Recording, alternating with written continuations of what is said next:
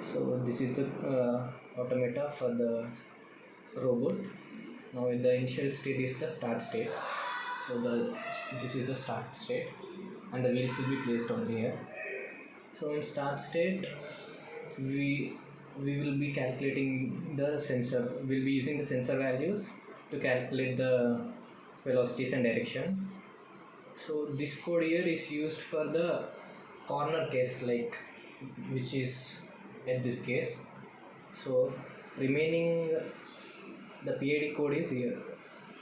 First we will calculate the position. We'll calculate the error here by using some weighted sum and current position method. Then we'll use that error by to calculate the PID value. And these are the KP, KI, KD values for the white line.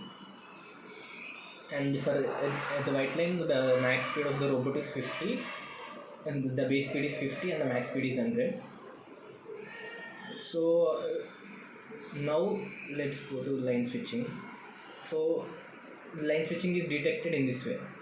Line switching is whenever we have the first sensor and the second sensor and last sensor as all white, then we are considering it as a line switching. We tested this case many times. We found out after many observations that this case is a reasonable case for line switching. Then after line switching, we go to new state called black line state. Now here our idea is to use the previous PID code. So we are converting all white sensor values to black sensors and black sensor values to white sensor, like which is happening here. So after going here, we will convert this whole arena will be look like all black and this is white.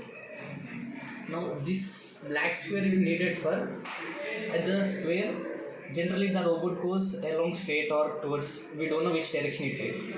So to make it go right, we will introduce a case called like at the black square. When I found a black square, I will intentionally keep the first two sensor values as the original sensor values to make it as black, so that the robot thinks this whole side is not a white line, only this side is white line, right? So using those updated values, again I'll calculate the velocities and directions. So the robot now goes from this to this until obstacle is detected. Now after obstacle is detected, we will go to the pre-obstacle state. In this, I will rotate the robot until this sensor got detected, like this sensor detect the object. So that is this code. Now after detecting the object, I'll go to the obstacle state.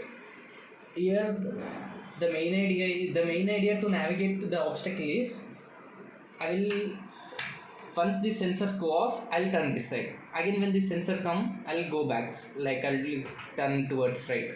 So the motion will be left, right along with the forward thing. So it will auto adjust it and will navigate through the obstacle. This code is for both of them, like the connecting and this. So after this, the robot will be like this, aligned towards this side, and it will be at this point. Now this align state is once when I will stop navigation is when I find a sensor value which is black. Like when I find any sensor reading as black, I will stop it. I will stop navigating the obstacle and go to the new state called align state. Now in this align state, first I need to align the robot along the line path. For that, I will be rotating until both of these sensors does not detect the object. Until that point, I will rotate. After this alignment, I will just use the regular black line following. Now after this regular black line following, the parking area will be detected like this. We will have one block here like one block here, two blocks here, and two blocks stacked upon each other here. So the parking, the main idea is we need to these two IR this sensor and this sensor will read. This sensor, these both sensors will read whether the obstacles are not. Until they both become zero, like until they does not show any detect any obstacle object, I'll move forward. That is this code. Like I'll move forward until both are not detected. Now until after both are not detected, I'll be here in this case. Then I will rotate towards left until this sensor got detect. This sensors detect a object. Like this previously placed the two objects here. Until this sensor detects that object, I will rotate.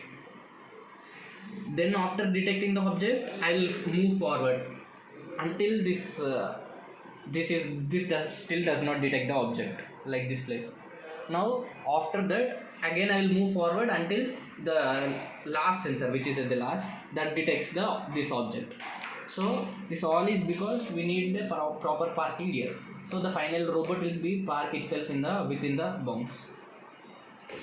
So that is for the code. Now let's run the code.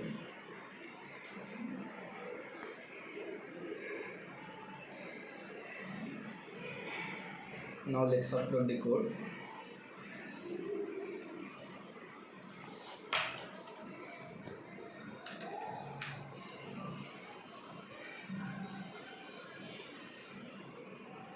And the code is uploaded.